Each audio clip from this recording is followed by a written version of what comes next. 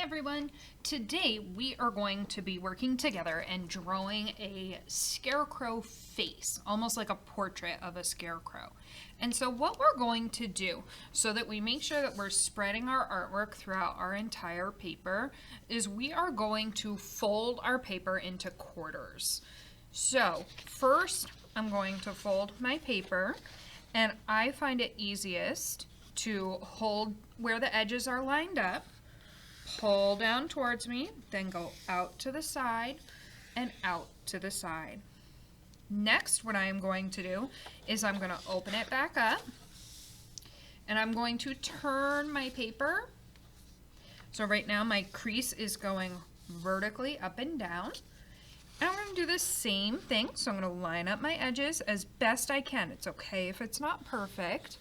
And I am going to, again, pull towards me, out to the side, out to the side. So now, when I open up my paper, I have some creases, and you can kind of see them on my paper. You will be able to see them better on your paper. The next part that I'm going to do is I'm going to start to draw. I am going to be using a marker so that you can see it. You should be using a pencil, please. So this way, if you make a mistake, you can go back and erase. So we're going to start with the big face part of our scarecrow. I am going to start not quite in the middle of this top section, so a little bit down from the center, a little bit out. And then I'm going to come out, down, around, and then back up. And I want it to kind of end in a very similar spot. So I have kind of this nice big U shape. The next part that we are going to make is for our hat. This is going to make the brim of our hat because it's going to look like the hat is overlapping onto the head, like the head goes up more into the hat, which is how we wear a hat. So I am going to create a line that's going to come just past the top, and it's curving a little bit, and again, just past the edge. Okay. From there, what I'm going to do is I'm going to make an oval shape, and it's going to look like it cuts behind that head. So I start a little bit down, I come up, and I come across, past that, and then back in. So now what you'll see is it almost looks kind of like a funky mushroom, and this is going to be the head. This right here is the hole for the hat where your head goes into, so it comes down onto your head. You know how you pull your hat down? And this is the brim of the hat. Next, we're going to make the top part of the hat to make it look like it has a little bit more depth, and we'll be able to add some cool details to that. So I'm going to come up, curve over,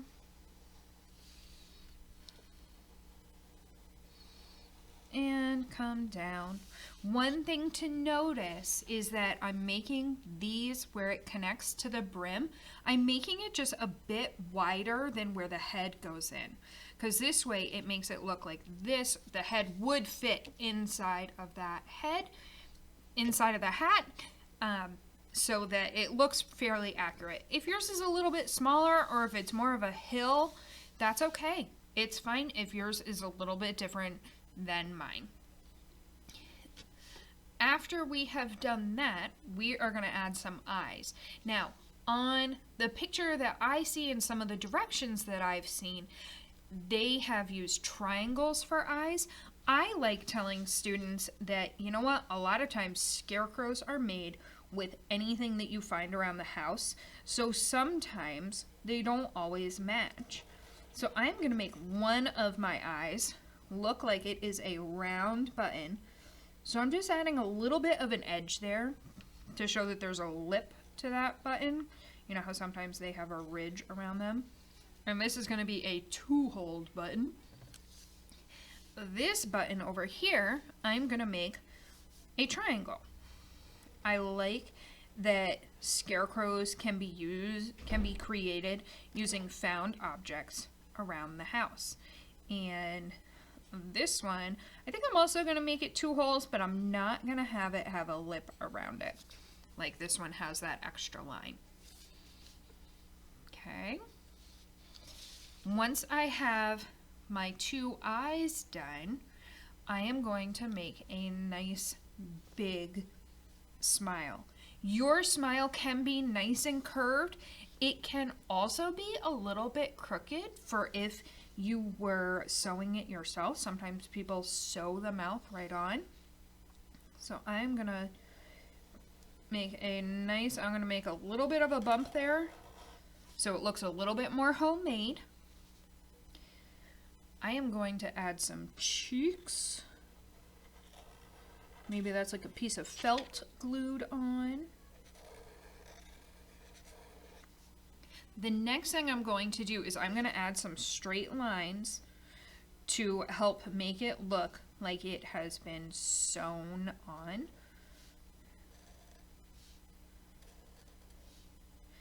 One thing I try to remind my students is that we don't want them to be scary. We kind of want them to be silly. Because if we were hanging these up at school, we wouldn't want to be scaring our younger students.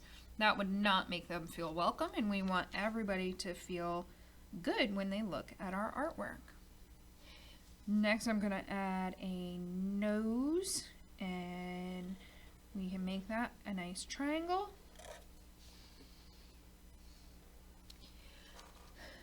Now what we're going to do is we're going to add the shirt for our scarecrow. So we're drawing kind of like a portrait, so we would still see part of it. In our picture, we're going to make our scarecrow look like it's wearing a collared shirt, like we snagged somebody's collared shirt and we stuffed it with some straw. So I am going to make 2 lines that make it look like we have a really skinny scarecrow. And then what I'm going to do is I'm going to slant out and back towards the scarecrow. So it almost makes kind of like a weird rectangle that's tucked behind that scarecrow's head. I'm going to do the same thing on this side. I'm going to slant out and then come back to the head. From the outside corners, I am going to make another line because that would be for the shoulders coming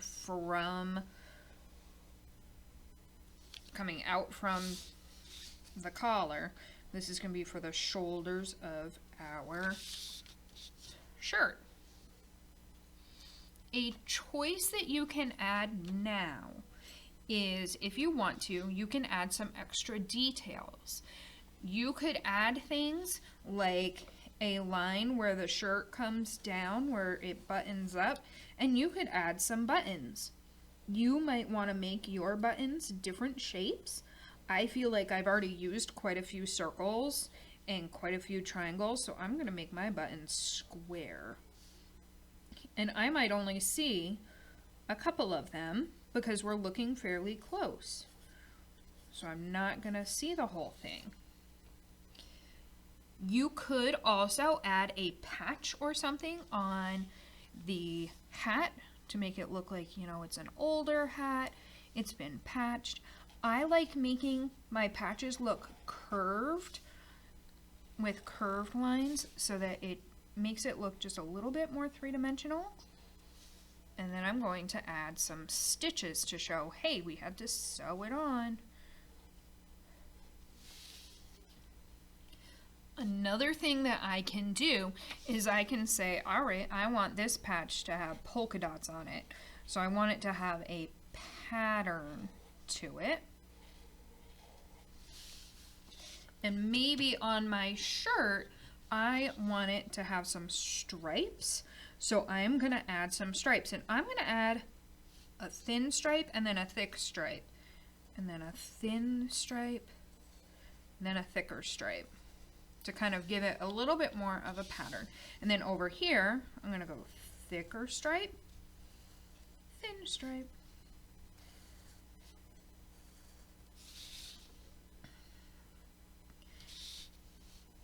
and that is for his collar. Next, I might add a pattern on the shirt. I might also choose to leave the shirt plain. That's fine. I do want you to notice that I have not added any straw sticking out yet, because I'm probably going to do that when I add my colors, because I would want the straw to be either a yellow or a brown instead of the color of my marker. So I'm going to do that before I start to color the rest of my paper.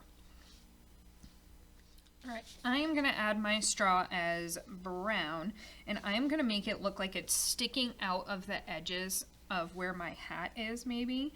And I'm going to press down firmly because I want it to show up compared to everything else. And I might have some coming all the way across, almost like little bangs sticking out.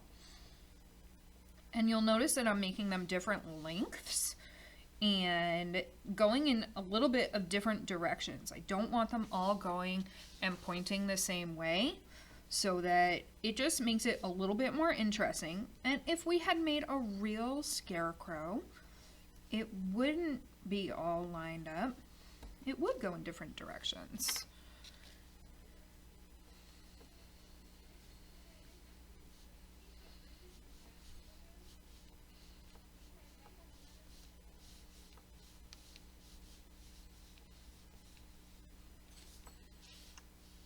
If you want, you could also add a little bit sticking out from the collar. Okay. So at this point, I am going to start to color. I am not going to press really hard with my coloring because otherwise it won't show up. I'm going to use my brown lightly on the face because maybe that's the only fabric. I have seen them colored orange. If you have a skin color, you can make it skin color, but you definitely don't have to. So one of the things that I'm looking for is, can you make a pattern? I'd love to see at least one pattern. Can you follow directions to draw the scarecrow? As well as, I would like to see you drawing neatly, carefully, and your coloring should also be pretty neat and careful as well, coloring right to the edges of everything. So I am going to work on coloring my scarecrow, and I will check back when I feel that I am all done.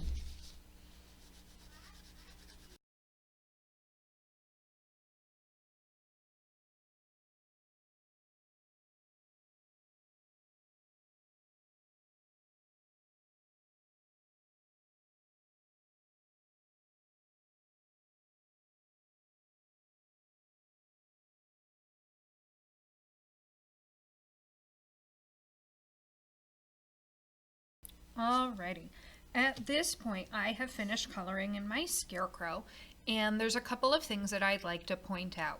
I want you to notice that on the face and on the red shirt, I did not press really hard because I wanted the face to have some contrast with where I did press firmly with my brown crayon, and the red collar I pressed a bit harder, and then I pressed a bit lighter for the actual shirt so that it looks a little bit different. So that's a change in value.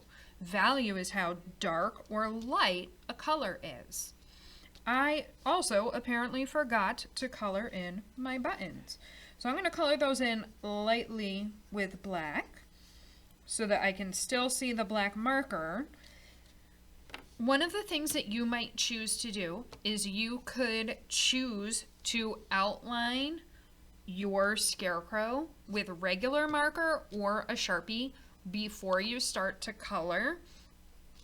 And I want to make sure that I'm doing my very best coloring so that I'm coloring right to the edges of my shape and where my hat is. I was careful inside my eyes and the cheeks to not scribble and go outside and affect the face. So I can't wait to see yours. I hope you had a great time following along and drawing a portrait of a scarecrow. Bye everyone.